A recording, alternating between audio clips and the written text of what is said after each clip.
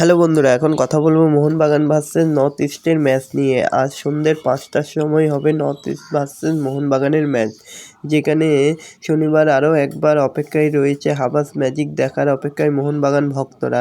তো দেখা যাক শেষ পর্যন্ত কে জিততে পারে। এরকমই সব ফুটবলের খবর জানতে হলে আমার চ্যানেলটিকে অতি শীঘ্রই লাইক, কমেন্ট, সাবস্ক্রাইব করতে ভুলো না এবং বন্ধুদের মধ্যেও প্রচুর পরিমাণে শেয়ার করে দাও, যাতে আমার 4000 ঘন্টা ওয়াচ টাইম পূর্ণ হয়ে যায়।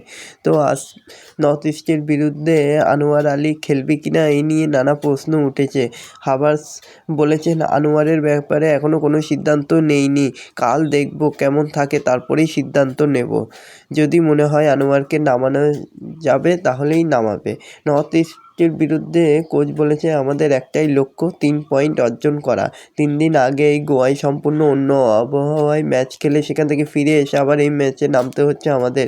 কাজটা কঠিন, কিন্তু এটা কোনো অজুহাত নয়। আমরা আমাদের যতটা পর্যন্ত যতটা খেলা যায় ততটাই আমরা আমাদের 100% লাগিয়ে দেবো এবং এই ম্যাচটা জেতার চেষ্টা করব এবং 3 পয়েন্ট ঘরে নিয়ে আসবো।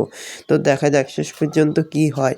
নর্থ ইস্টও একেবারে খারাপ টিম নয়, তাদেরও একজন ভালো কোচ আছেন, এই কথা স্বীকার করেছে হাবাস। এবং কিছুদিন আগে ইস্টবেঙ্গলকে হারিয়েছে নর্থ ইস্ট।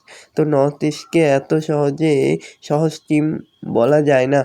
তাদের বিরুদ্ধে মোহনবাগানকে একটু ভালো খেলতেই হবে। তো দেখা যাক শেষ পর্যন্ত কী হয়। এরকমই সব ভিডিও পেতে হলে আমার চ্যানেলটিকে অতি শীঘ্রই লাইক, কমেন্ট, সাবস্ক্রাইব করতে ভুলো না। ধন্যবাদ সবাইকে।